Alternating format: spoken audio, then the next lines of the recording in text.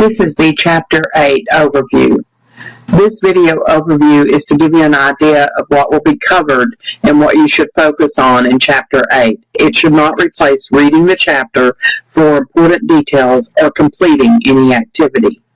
Chapter 8 focuses on insurance needs for both home and auto. The first thing you see is the insurance planning image that shows that you need to set your insurance goals, you need to develop a plan to reach your goals, put your plan into action, and check your results. And as always, it is an ongoing process so that you may need to reevaluate and set new insurance goals. Usually when things happen in your family, a new baby is born, etc. In setting your goals, the goal is to minimize your personal and liability risks. Insurance agent recommended creating a home inventory and take pictures and store it off-site. That is the usual recommendation. Recommendation of flood insurance if you live in a flood zone. An umbrella policy is a personal catastrophic policy. It covers for all types of personal injury claims and is sold in increments of $1 million and is usually quite reasonable. Some questions you should ask yourself before you set your goals is, what do we need to insure? How much should we insure it for? What kind of insurance should we buy, and who should we buy the insurance from? First of all, what should be covered in the home insurance? The building in which you live and other structures on your property should be covered. Any additional living expenses in case something should happen to you.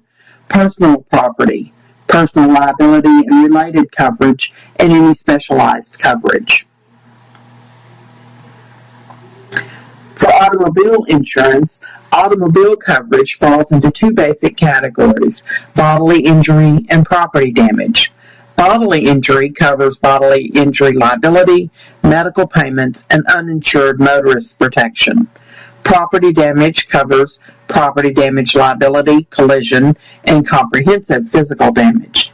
The numbers 100/300/50 relate to the first 100 indicates a $100,000 limit that will be paid to one person in an accident.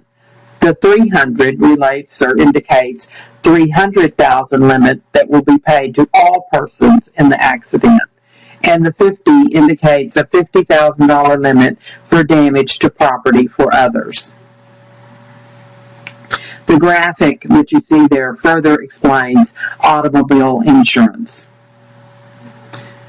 Obviously, there's a lot more to home and auto insurance than was explained in this brief video. Be sure that you have read the chapter about setting insurance goals and the different types of insurance or home insurance that you would like to probably have and when you should take that out.